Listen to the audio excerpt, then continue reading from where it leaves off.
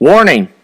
Do not try or do anything you're about to see, unless I, Professor Sheep, tell you otherwise. I am what you call smart. If I do tell you otherwise, all experiments require adult supervision. Please be safe, and thank you. Hey there, YouTubers!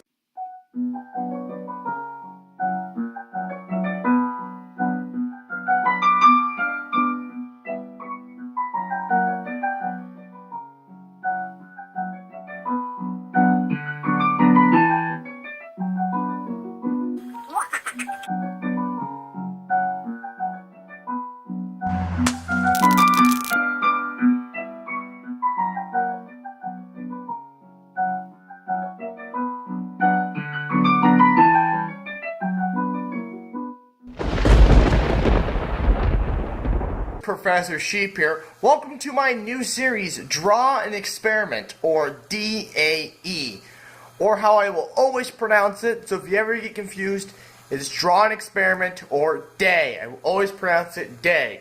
It's going to get confusing, but it's a nice acronym. I like it. So, I'm legitimately going to draw an experiment. Now, I have most of the stuff pre-written. I'm just going to be drawing arrows, writing up what stuff is, to explain things. Alright, so, now the reason for this series is for me to show you guys cool experiments and projects that I would like to do, but I can't because I lack the resources. Resources meaning money, time, people, but mainly money. So what's today's day? Well, this experiment comes from one of my favorite TV shows, The Mythbusters. Now, for those of you guys that didn't know, Mythbusters is coming back this year after they went and found 2 new hosts.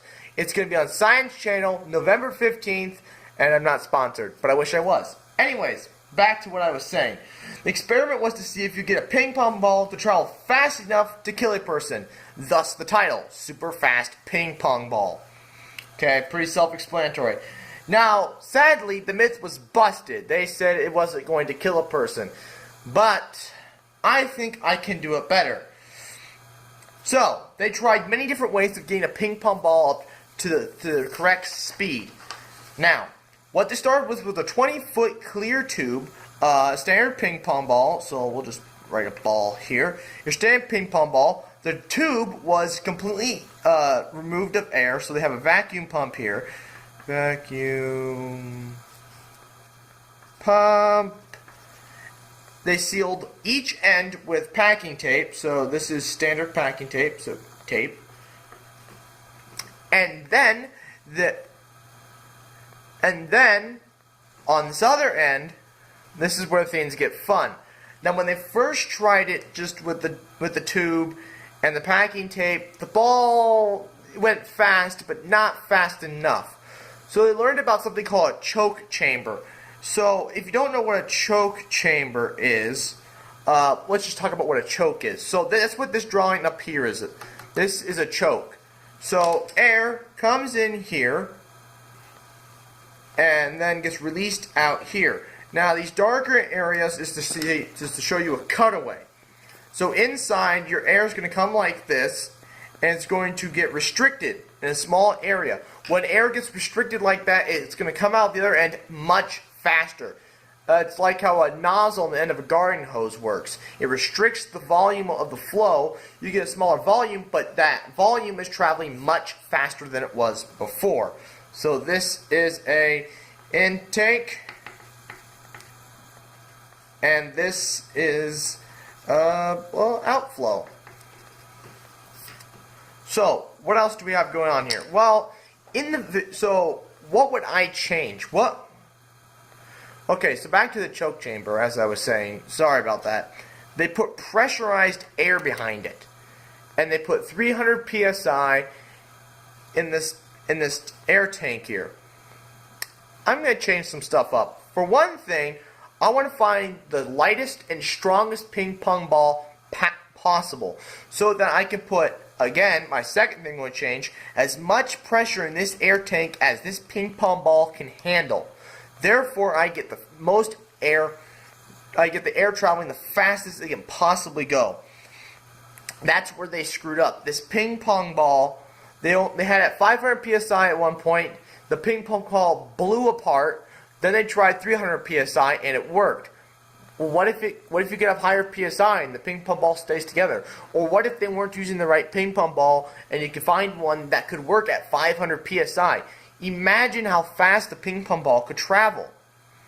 And another thing was the tape.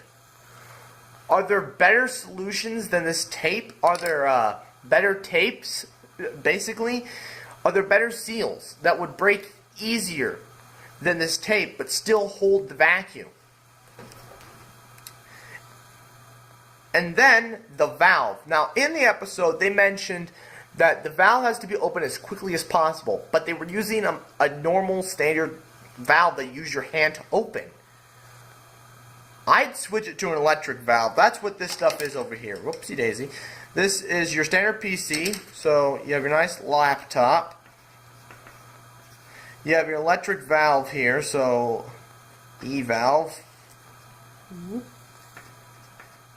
And your E valve right into your PC. Hit your button. It opens it up much faster than your standard just standard mechanical valve. Okay, and all these little black things, these things, and this thing, these are stands to hold up this 20-foot pipe. The 20 feet is correct. That's optimized. They did that right.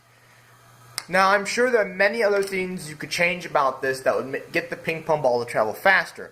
But all I have to beat is 1,100 miles per hour because that was their top speed. And I think just changing just changing the valve, air pressure, type of ball, and type of tape, I think is enough to get it going fast enough. So, as this channel grows, hopefully I can do this in the future and show the Mythbusters, hey, I can do it better, they did it wrong. And maybe I can prove that a ping pong ball can be lethal. So, I would like to thank you all for watching. Please like, comment, and share. New videos out every Friday, and good night. Well, I don't know what you guys are doing here. You just watched a DAE, or a DAE, draw an experiment. If you want more of those, check the link in the description below. And while you're there, hit subscribe.